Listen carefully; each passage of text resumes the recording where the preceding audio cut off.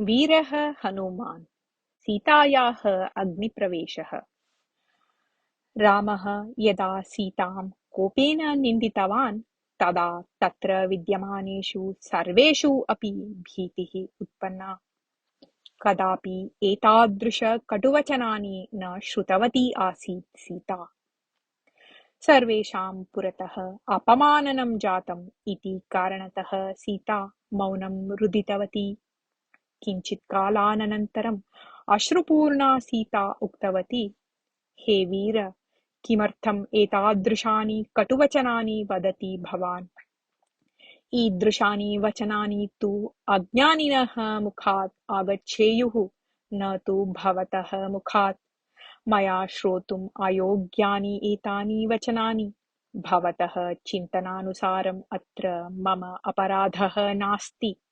स्त्रीषु कलङ्कः भवति इति कारणतः स्त्रीकुलम् एव कलङ्कितं मा भावयतु। यदि भवान् मम स्वभावं सम्यक् जानाति तर्हि मद्विषये संशयं दूरीकरोतु। मम अपहरणसमये रावणस्य शरीरस्पर्शः जातः चेत् सः मम अपराधः न, यतः अहं तु असहाया आसम्। रावणस्य वशे अहम् आसं चेदपि मम मनः भवती एव लग्नम् आसीत्। एतावत्पर्यन्तम् आवां सहजीवनं कृतवन्तौ, तथापि यदि भवान् मम स्वभावं न ज्ञातवान् तर्हि इतः परं कदापि अवगन्तुं न शक्नोति। मया सह जीवनं न इच्छति चेत् मम अन्वेषणार्थं किमर्थं भवान् हनुमन्तं प्रेषितवान्? भवत्या सह जीवनं यापयितुं न इच्छामि इति हनुमतः द्वारा वार्तां यदि प्रेषितवान् स्यात् तत्रैव प्राणान् त्यजेयम्।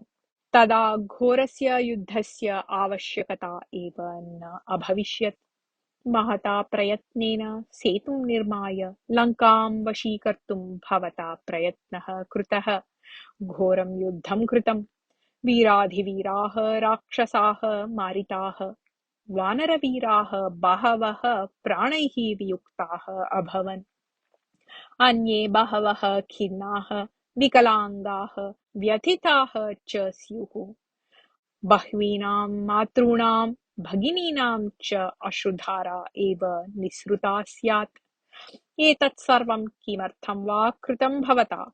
सीते, भवतीम् अहं न इच्छामि इति एकं वचनं कस्यचिद्द्वारा यदि भवता सन्दिष्टं स्यात् तर्हि एतस्य सर्वस्य कारणम् एव अनावश्यकम् अभविष्यत्। अस्तु तावत्। यावत् मयि भवतः प्रीतिः तावत् मम जीवनस्य सार्थकता। भवतः प्रीतिः नास्ति चेत् किं मम जीवितेन इति। अनन्तरं सीता लक्ष्मणम् उद्दिश्य उक्तवती, हे लक्ष्मण, अहम् एतादृशं दुःखं सोढुं न शक्नोमि। चितां सज्जीकरोतु। चितां प्रविश्य प्राणान् त्यजामि। कटुवचनानां श्रवणानन्तरं जीवितुं मम इच्छा नास्ति। यदि पतिः एव मां निराकरोति तर्हि अग्निप्रवेशं विना अन्या गतिः नास्ति मम इति। एतादृशैः वचनैः अतीव दुःखितः लक्ष्मणः रामं दृष्टवान्।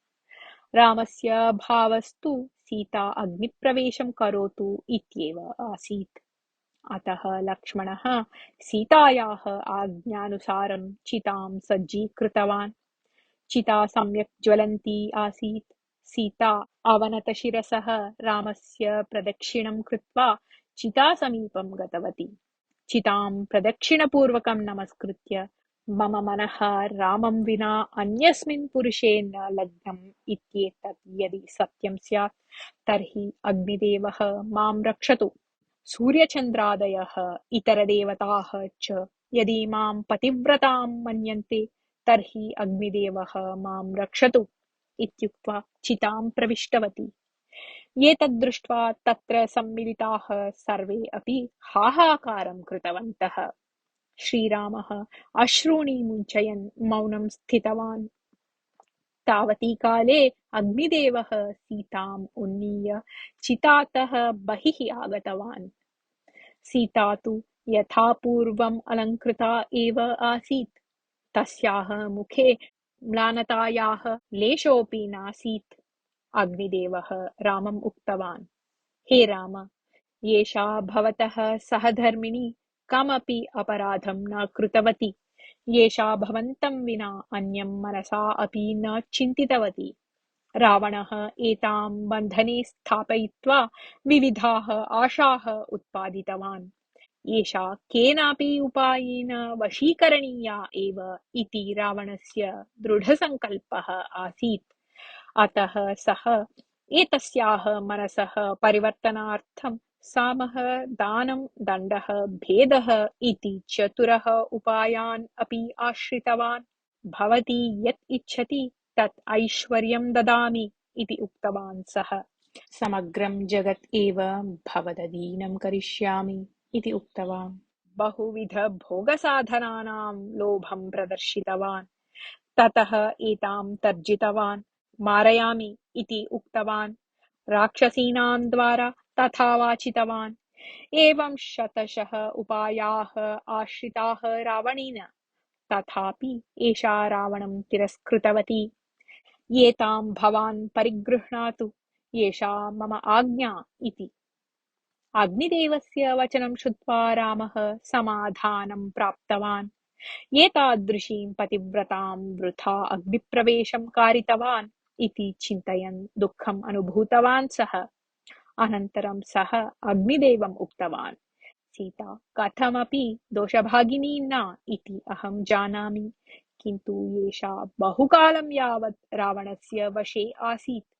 यदि अहम् एतां परीक्षां विना परिगृहीतवान् स्याम्, तर्हि लोकः दशरथस्य पुत्रः रामः धर्मसूक्ष्मं न जानाति इति अवदिष्यत्।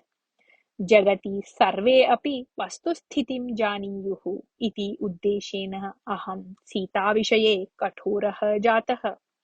सा कायेन वाचा मनसा च माम् एव ध्यायति इति अहं जानामि एव।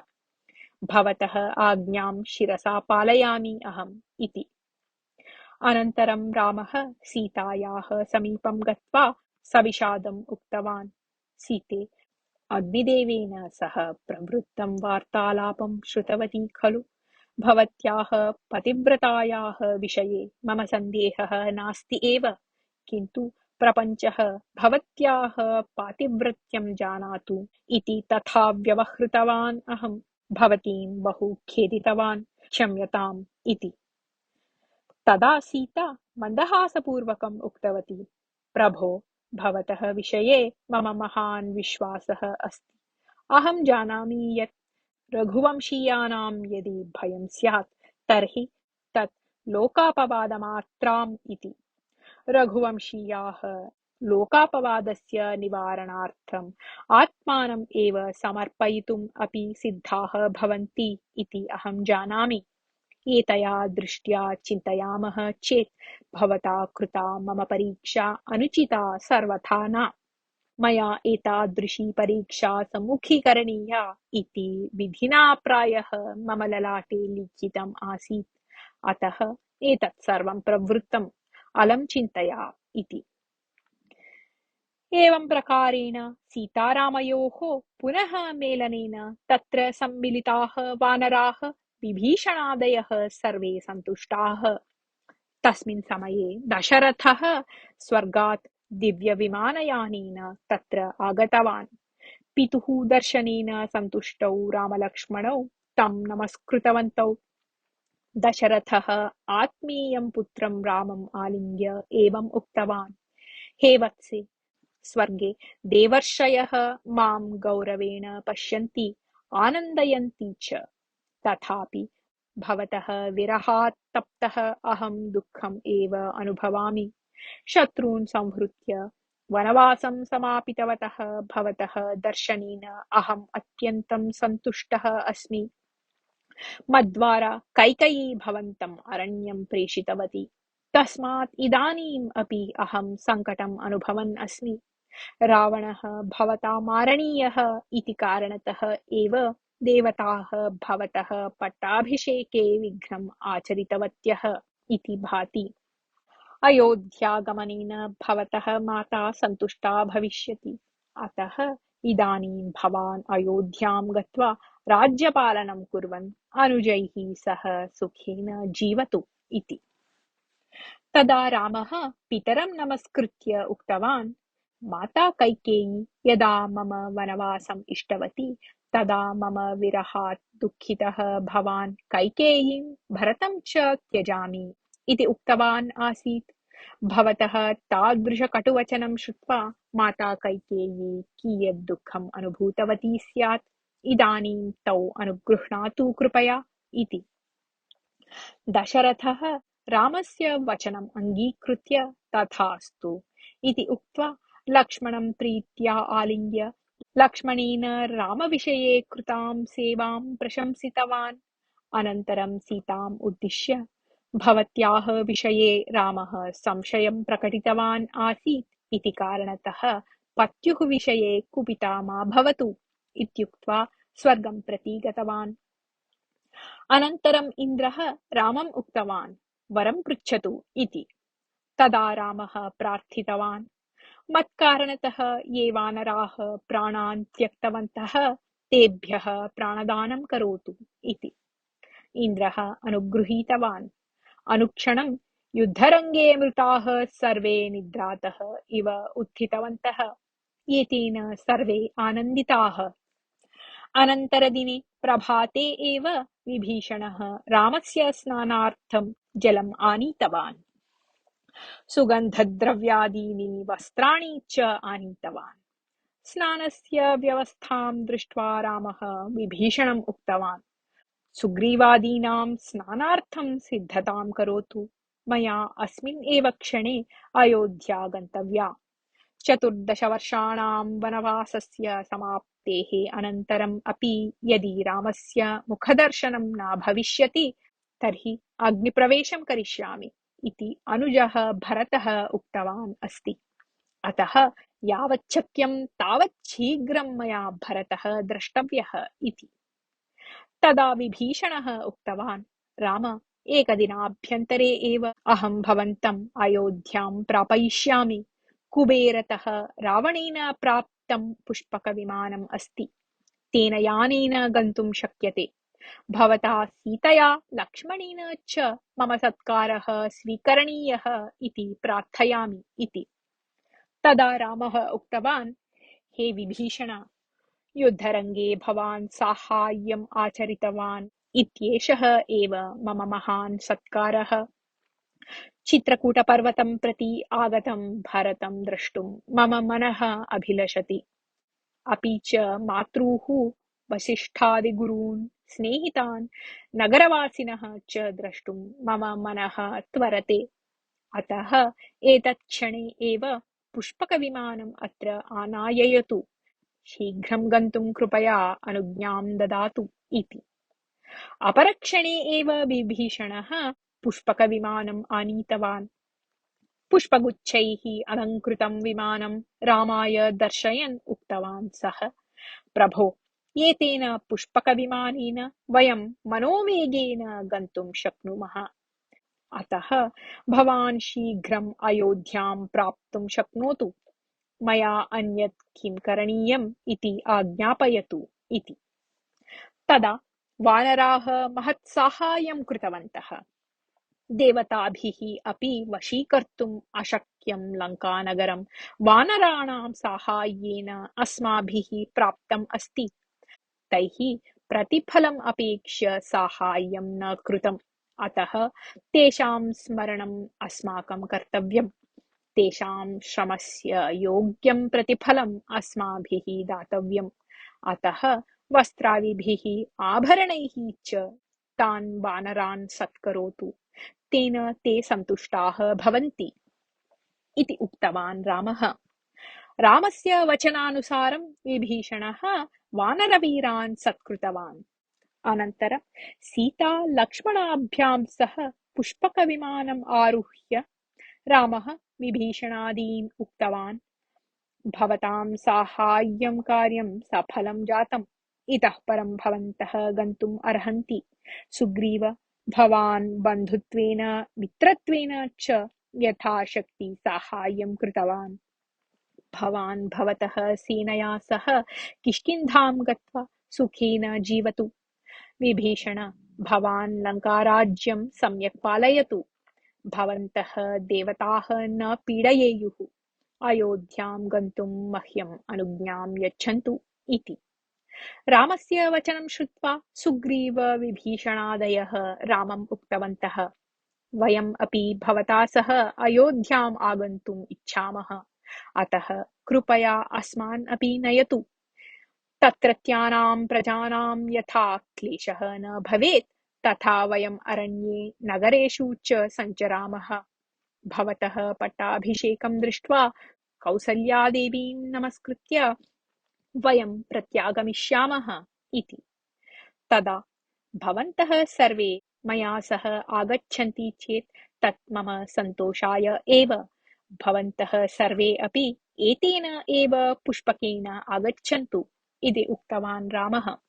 सुग्रीवविभीषणादयः यदा पुष्पकम् आरूढवन्तः तदा पुष्पकविमानं प्रस्थितम्। विमानं वायुवेगेन गच्छत् आसीत्। तदा रामः सीतायै लङ्कानगरं, रक्तेन आर्द्रां युद्धभूमिं, रावणस्य मरणस्थलं, समुद्रं, किष्किन्धानगरं, वालिनः मरणस्थलं च प्रदर्शितवान्। तदा सीता रामम् उक्तवती, अयोध्याप्रवेशसमये मया सह सुग्रीवस्य पत्नी तारा वानरप्रमुखाणां पत्न्यः च भवेयुः इति मम निवेदनम् इति। रामः तस्याः वचनम् अङ्गीकृत्य पुष्पकं किष्किन्धायां स्थगयित्वा सुग्रीवम् उक्तवान्, भवतः पत्नी अन्याः स्त्रियः च अयोध्याम् आगच्छेयुः इति सीतायाः इच्छा, अतः ताः सूचयतु इति। तदा सुग्रीवः तारासमीपं गत्वा, भवतीम् इतरस्त्रीः च अयोध्याम् आगन्तुं रामः आज्ञापितवान् अस्ति, अतः अनुक्षणं प्रस्थातव्यं भवतीभिः इति। तारा अलङ्कारं समाप्य इतराः वानरस्त्रीः उद्दिश्य उक्तवती, वयम् अयोध्यां गत्वा तत्रत्यान् विशेषान् दृष्ट्वा आगच्छाम, प्रस्थानं कुर्वन्तु इति। अलङ्कृताः वानरस्त्रियः सीतां द्रष्टुम् इच्छन्त्यः ताराम् अनुसृतवत्यः। पुष्पकम् आरुह्य प्रयाणं कृतवत्यः। पुष्पकविमाने रामः स्वसुग्रीवयोः मेलनस्थलं, सुन्दरं पम्पासरोवरं, सीताविरहेण यापितं प्रदेशं, कबन्धस्य वध्यस्थलम्, अन्यान् प्रदेशान् चापि दर्शितवान्। पुष्पकविमानम् अत्रिमहर्षेः आश्रमम् अतिक्रम्य, चित्रकूटम् अपि अतिक्रम्य, भरद्वाजाश्रमस्य उपरि डयमानं सत् अयोध्यानगरं प्राप्नोत्। अनुवर्तते।